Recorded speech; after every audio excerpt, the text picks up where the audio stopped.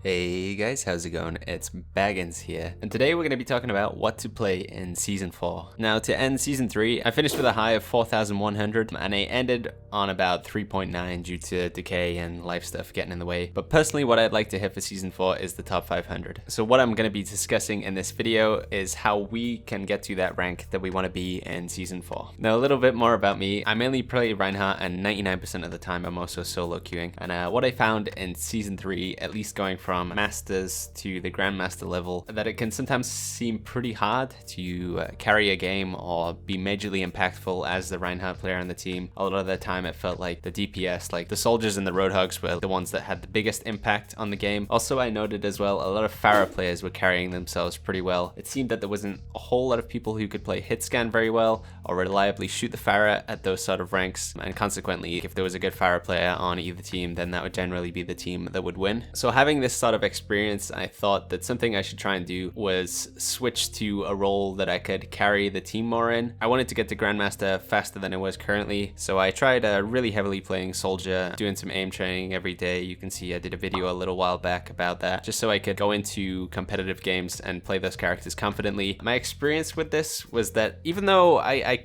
could play the Soldier at a decent level, I just really wasn't enjoying it. And I do think a big part of playing competitive, and I know it's a bit cliche, but you should enjoy the character you're playing. If you're you're only playing Anna, you're only playing Roadhog just because you feel like it's the meta and you have to do it, and you're not enjoying the hero, then honestly I think you're going about it wrong, guys. Unless you're really super mechanically skilled, just one of the most important things as like a foundation is to make sure you enjoy the hero you're playing. That's what brought me back in the end to just playing Reinhardt and Zarya to finish out the season. I really enjoy the characters. They're pretty strong as well in terms of the meta. And honestly, if you do play something like a Genji, then I don't really think there's anything wrong with continuing to play that Genji. The more you do it, the more you're going to improve, and as long as it's reasonably within terms of the meta, I think you can definitely get to the rank you want to be by playing that hero. But something I did learn from playing Soldier, even though I didn't particularly enjoy it too much, is that it did come in useful in those situations like I talked about where there was an enemy Pharah on the team. It was handy for the team for me to be able to switch over to the Soldier and quickly force that Pharah to switch out, and then I could go back to playing Ryan or Zarya or something I enjoy. And this goes against a common question that a lot of players come across. Is it better to be amazing at one hero or just pretty good at like 6 different heroes? And from all this, I feel like the latter is generally better. There are exceptions where if you're just incredibly like godlike at one character, you could play that and it would carry you all the way to the rank you want it to be. For most of us average to decent players, just playing a good majority of different heroes at a competent level will generally be able to get you where you want to be. Going back to what we were talking about earlier with meta characters and how important they are to playing the game, a lot of the time you'll find if you're someone like a Hanzo main or a Junkrat main and you genuinely enjoy playing heroes like that, certainly going up into the higher ranks, you're going to get flamed a lot for playing those characters until you reach like the very top where it's just trusted that you're picking a character and you're good at it. Most people are going to like immediately, it puts them on tilt when they see you on a certain hero, and that's not your fault. That's just the way the meta is rolled out. But generally the meta is there for a reason, and certain heroes are getting played at the highest competitive level for a reason. When you put them all together and you play them right,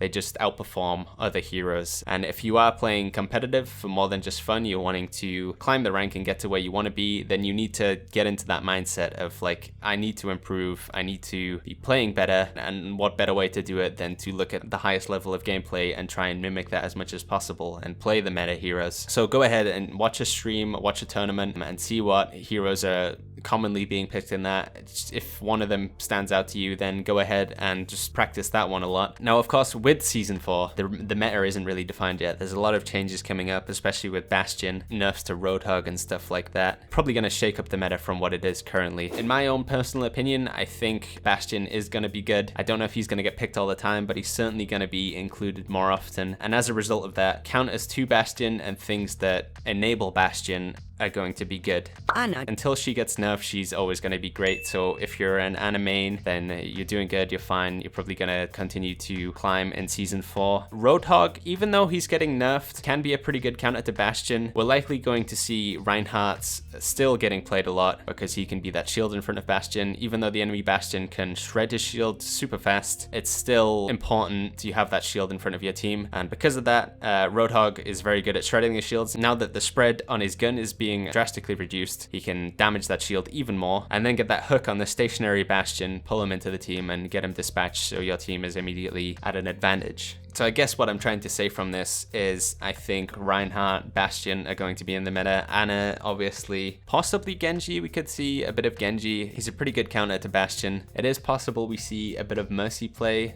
Mercy can combo with the Bastion pretty well, putting as much health per second into that Bastion, and then when the inevitable crazy combo ult comes out with a nano Bastion ult, you can hide the Mercy away and then reserve run up afterwards, and then the team fight is massively in your favor. I think we could see a bit of D.Va coming back into the meta. Defense matrix being pretty good at shutting down Bastions. Like I said, as well as stuff that works with Bastion, you can also play characters that are heavily against Bastion. Possibly Widowmaker, although with the Reinhardt shield in the way, it's going to be a bit more tricky for her to get picks on it. I do still think that Pharah is probably going to be good, if not get better. Likely going to see the Soldier. If any role is going to get swapped out, it's either going to be one of the DPS roles like the Soldier, or it's going to be one of the tank roles. Being that it was triple tank for most of Season 3, swapping more to a 2-2-2, where you have one of the 3 tanks becoming a Bastion instead, or one of the DPS roles like Soldier becoming the Bastion. Either way, this is pretty good for Pharah because he has increased spread. Bastion isn't as precise anymore when he's in sentry mode, which enables Pharah a lot more. She can also peek and shoot the projectiles, and generally Reinhardt and Roadhog can't do too much against her if she keeps her distance and plays smart. So I definitely think Pharah is going to be a good choice. If you enjoy playing her, then you're probably in a good spot for Season 4. Again, this is all subjective. It's only like what I think and my thought process going into Season 4, but I think most people playing at a high level will agree with this thought process. To summarize, play what you enjoy, but try to keep it within the meta. Try and diversify your hero pool. It's much better to be good at 6 different heroes than great at 1.